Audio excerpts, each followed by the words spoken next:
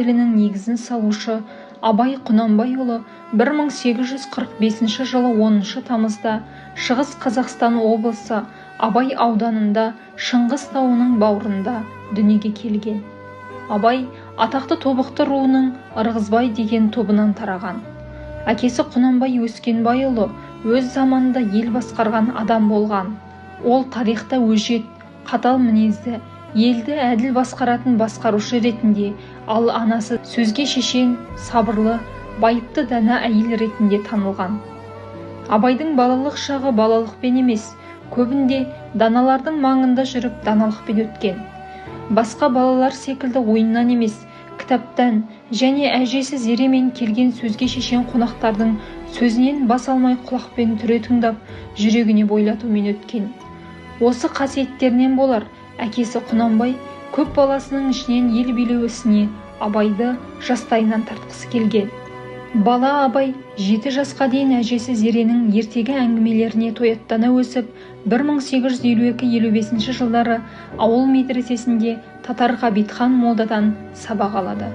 1855 жылы 10 жасында ол ең алғашқы өлеңін жарыққа шығарады. 1855-58 жылдары Семей қаласында татар имамы Ахмет Ризаның медресесінде оқиды. Әкесі Құнанбай Абайды ел билеу ісіне ерте араластыру үшін оқудан шығарып алады. Ел билеу ісінде Абай 1866-68 жылдары Күшік Тобықты болысының болысы болып сайланып, бұл қызметті абыроймен атқарады.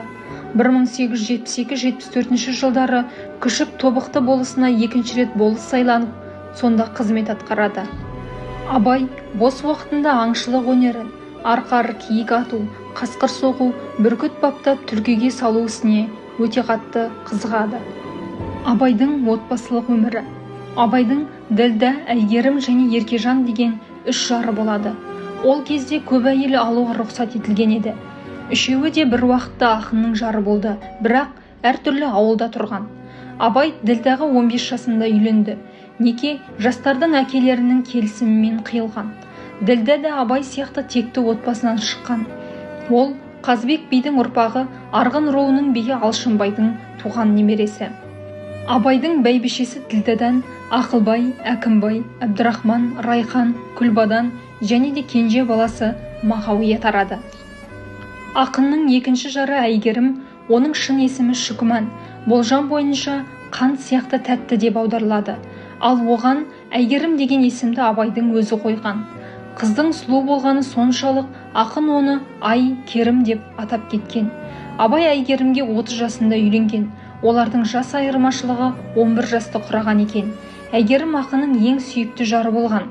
Абай өз сүйіктісін кездестірген жердегі бұлаққа қыздың есімі берілген. Әйгерім де текті отбасынан шыққан қыз. Ол ұлт батыры, қазақтарды жоңғарлардан қорғаған Мамай батырдың тікелей ұрпағы. Абайдың екінші әйелі Әйгерімнен Тұрағұл, Мекайыл, Іскайыл және Кенже атты ұлдары тарайды. Ұлы ақынның үшінші жары Еркежан. Ол бастапқыда Абайдың інісі Оспанның әйелі болған. 1892 жылы Оспан қайтыс болғаннан кейін Еркежан әмеңгерлікпен Абайдың үшінші жары болып, ақынның өмірінің соңғы 11 жылында Жидебайда бірге тұрған. 1904 жылы 23 маусымда қазақ халқының ұлы перзенті, әлем ойының алыбы Абай Құнанбайұлы Бақанас жайлауында мәңгіге көз жұмды.